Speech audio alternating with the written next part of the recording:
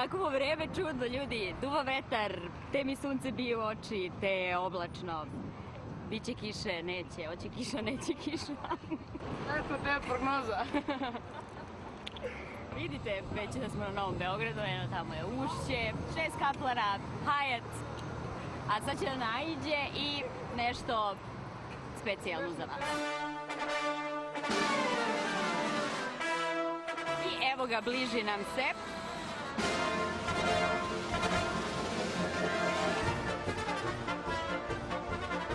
Koliko smo vas čekali? Možemo da otvorimo kad ste već čekali.